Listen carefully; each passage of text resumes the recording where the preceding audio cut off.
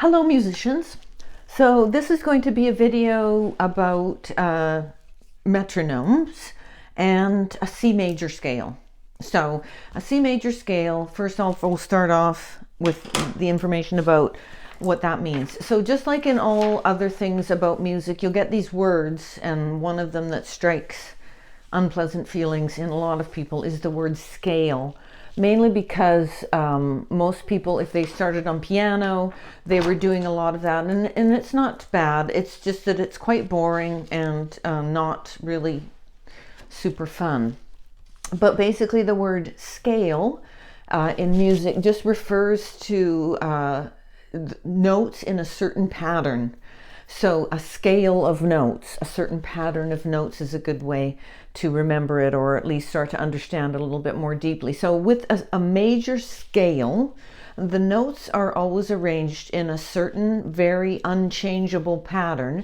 And we already know that the alphabet was assigned to tones or pitches. And then you have like some pitches higher and some pitches lower. But basically, if you've got an A note and then either higher or lower, it's still just going to be an A note, but the pitch will vary. So with the C major scale, basically what you have, and this will be in the description box, it's just 3 ways of showing a major scale. So the notes in a certain pattern, and the pattern of a major scale is always tone, which means that on your instrument, as we've talked about before, so this is a little bit more depth of knowledge, is that each one of these indicates a half musical step, the same as each key on the piano indicates a half musical step. So when we start in a major scale on the C note, and any major scale, the pattern is always going to be tone, tone, semitone, tone, tone, tone, semitone, and then you reach the octave. So that was 7 things. So let's break that down a little bit. So when I say tone, that means 2 half tones, and they're usually more commonly referred to as semitones. So on here you have one of these, that's a semitone. So the open note is a note itself, and then when you go to here, the open to this would be a semitone. And then here's another semitone. So that is a whole tone. So C to this note here is considered a whole tone or 2 half tones. So we've got a C note, and then I'm going to go to the D. And first of all, I'm going to demonstrate this. It makes more sense to see it visually just on the C scale.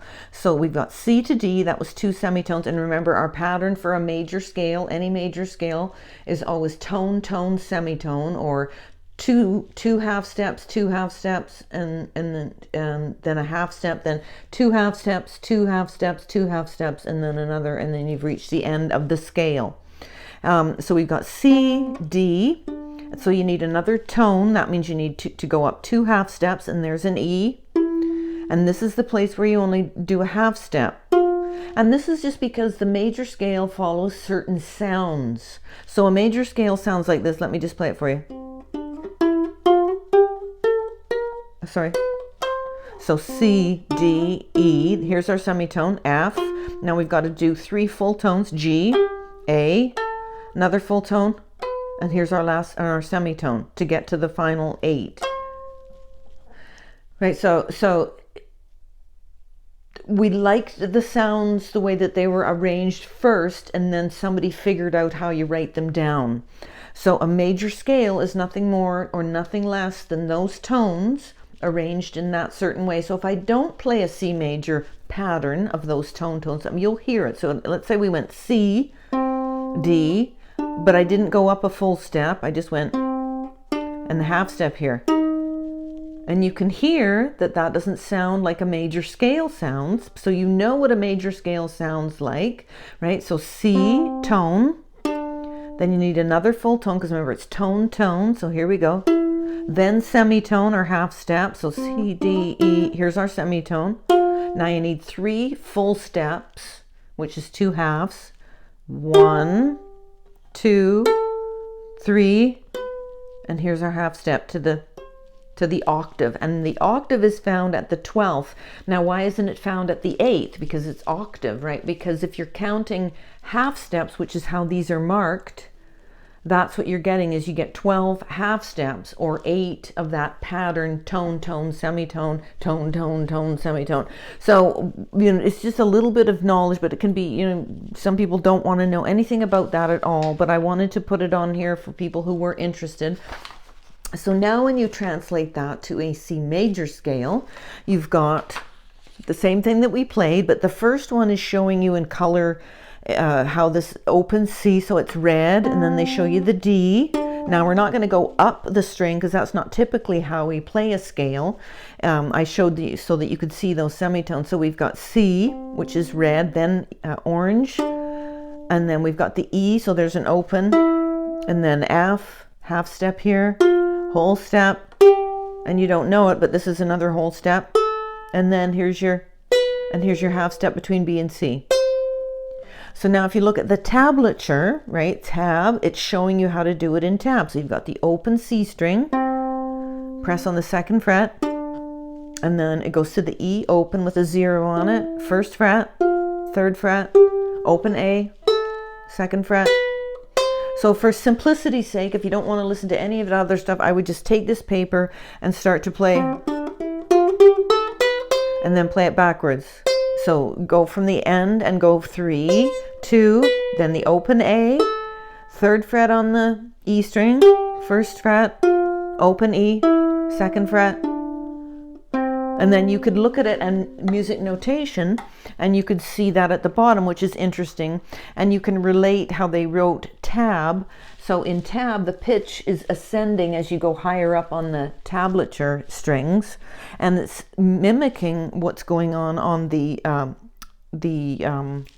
music notation. So if you look at the music notation, you've got that fancy swirl, and it's not just a pretty thing. What it's doing, because there used to be a lot more clefs that were used in music, especially for choral arrangements and things like that. So you've got that funny thing, and it's also called a G clef, because it gives you a frame of reference of what note is where, so that you know what the other notes are.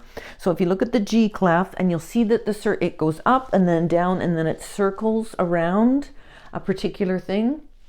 So on the staff, the notes are, it's the same alphabetical.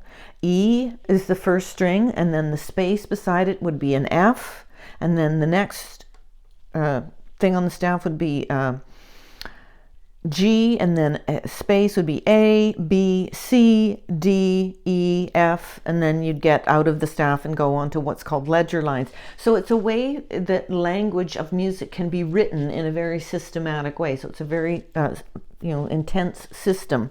So when you see that one that's sitting below the lowest level of the staff, and the other way, of course, that people memorized it, and I don't think it's really helpful, but a lot of people know it. It's every good boy deserves favor or fudge or whatever. But it doesn't really show you then that it's just the alphabet in order when you're doing that, because then the spaces are called face, which is another way to remember it. But it's so disconnected, it doesn't give you a good flow, that it's actually E, then the space is F, and then the line is G. But with the clef, if you go back to the clef, that circular part of the clef is circling around the line of G. So once you know that that's what it's doing, you then know what all the other notes are, because they just come in order. So it circles around right when it comes up like this, and then it comes down, and then it circles around that line. You can see that G clef. So it's telling you that that second line is a G, and then it's up to you to figure out what all the other things are from there. Okay, so playing a scale is good for dexterity, and then what happens is that the scale is down here. It's similar to a rhythm, like accurate rhythm. The scale is down here with just these single notes, the major scale or the minor scales or all the other kinds of scales that we've got. And then on each scale, each note then gets a chord built on it in a very systematic way. And I've mentioned this a little bit, but it's the first tone or the root, and then the third, these are for major chords, and then the fifth note. So if you just figure that out, it's C, and then we don't have a D note in a C chord. You've got an E, and then you don't have an F, but you've got a G. So it's first, third, and fifth notes. And that's how you build a chord. So you take the notes of the scale and you very systematically build these chords on them. And it's the same for the D chord. It's the first, the third, the fifth. E chord, first, the third, the fifth. And it gets more complicated when you start to change notes around, which is totally permissible because music is open to what you like the sound of. There's no rules to it, right? So playing a scale backwards can be a fun thing to do, and we have this fun song that is quite simple.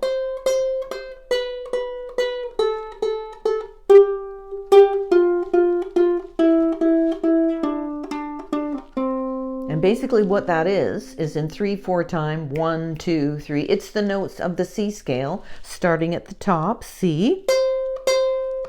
Then you go to the B.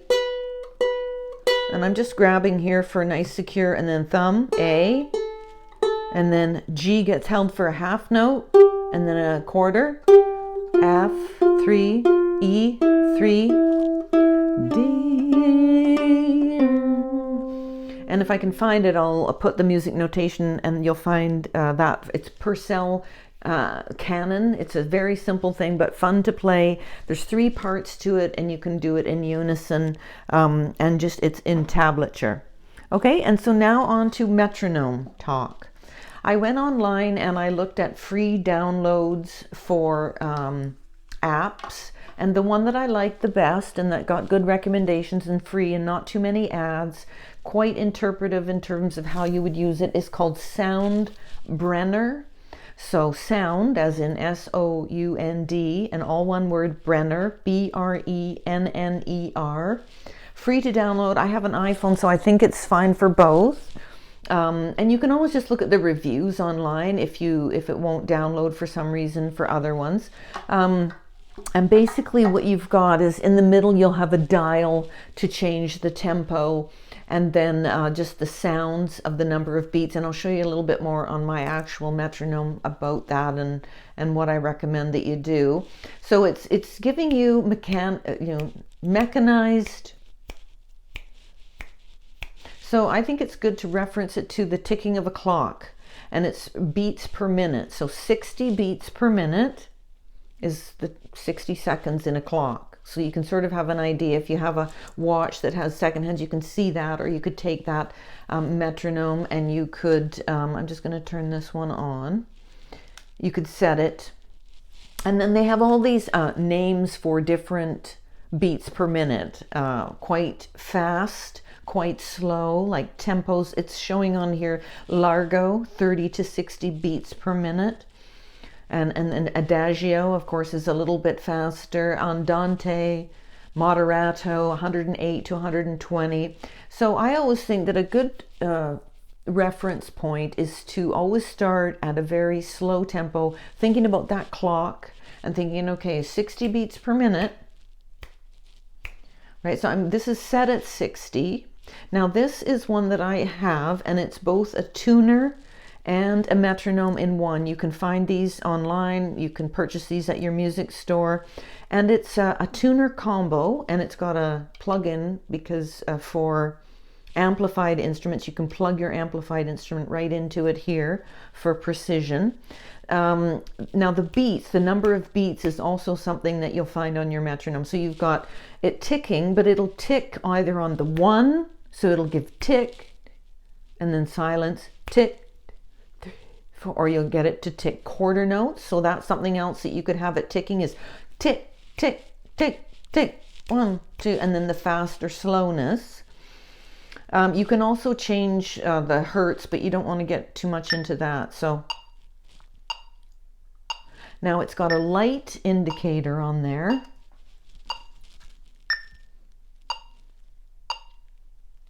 So red, 2, 3.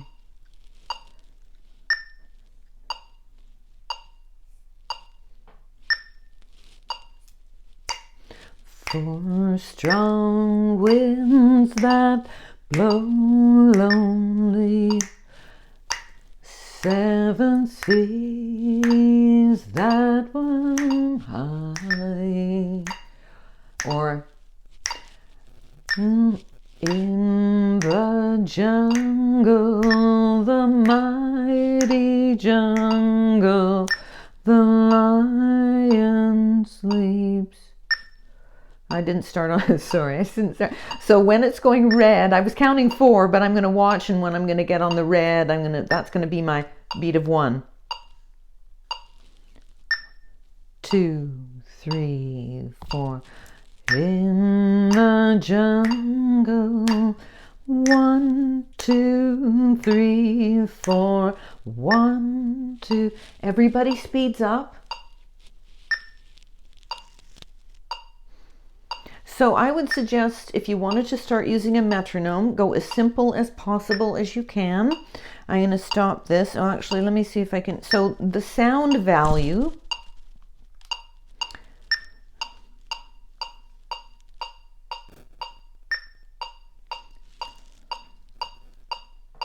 one and 2 and 3 and now it's giving me 8th notes like our shuffle strum.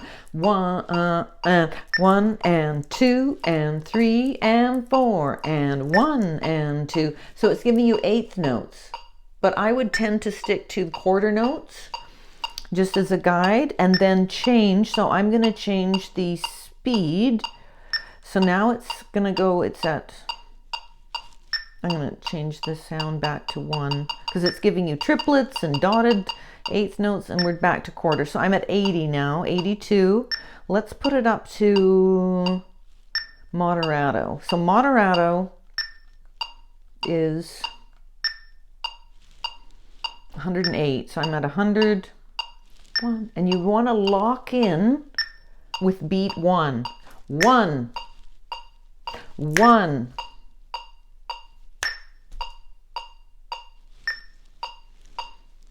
In the jungle, the mighty jungle, the lion sleeps in 1, 2, 3, 4. 1, 2. So I would suggest, as a good exercise, that you just put the metronome on and just spend a couple of minutes getting used to it, first of all, but then set it to, 60 beats per minute, and then, increase it and just really start to listen to it. You don't even need to be on your instrument, and see if you can lock in with beat 1. 1, 2, 3, 4. And it'll get into you. It'll get into you, and you feel that rhythm. 1, 2, 3, 4. And that's a really good way. And then start to pick up your instrument eventually and start to try to play even just one chord, so C, 2, 3, 4, C, 2, 3, 4. And I have turned it off, but another great thing to do is that basically any song ever written has, it's been analyzed down to what the beats per minute are. So you could type in the title of the song and type in BPM, and you'll usually find, a variety of that. So I recently did Fly Me to the Moon, and I was looking at the beats per minute, and of course, depending on who's performing it, and if you're just learning the song, of course, it varied. It was all over. But if you liked a particular performer and how they did it, you could find out the beats per minute. So almost any song you'll find, and sometimes there's lists and lists of songs with their beats per minute. So the internet is a wonderful thing for that. Now, the other thing I wanted to mention is, if you're interested in learning to read music, make sure that you start to investigate that and learn that language. And if there's ever a song that you're playing, just type in the title and music notation in your search bar, and you'll get at least the first page of most songs. And you can start to decipher, especially songs what's going on in terms of how the melody goes with the timing. Because a lot of times, because of the precision with, I would say, for example, Brown Eyed Girl is a good one. You can see where those rests are, because Van Morrison was all over the place, like 1, 2, hey, where did we go? 3, 4, 1, 2, days when the rain. And on music notation, you get such detailed information. And some people love the precision of that. And I think that is a great thing to learn. So if that's interesting to you, look that up. And so get started on metronomes, on playing a C scale. And that just increases your dexterity and you could go up the 1 string. You could start to do other scales, right? So where you start on a major scale, you always follow that pattern. So now that you know the pattern, that it's double step, half step, double step, double step, then half step to take you to the octave, you could start on any note and play any major scale on a string going up. Like, it might be harder for you to figure that out going down the strings, but if you start on a G, say for example you wanted to play a G, and then there's A, there's a step, now B, another whole step, here's our half step to C, and then D is another whole step, E is another whole step, F, it has to go to F sharp, right? So F is right beside it, but you need another whole step. There's F sharp, and there's your octave. So you don't need to know where the sharps are, as long as you know what that pattern is of tone, tone, semitone, tone, tone, tone, semitone, or whole step, half step, whole step, whole step, half step. Then you will be able to know where the sharps are if you know to follow that pattern and your starting note. And you can just figure those out on your fingers as well, because you must have those steps, those amounts of steps in there. And it's good to have a visual reference to do that with your instrument or a keyboard.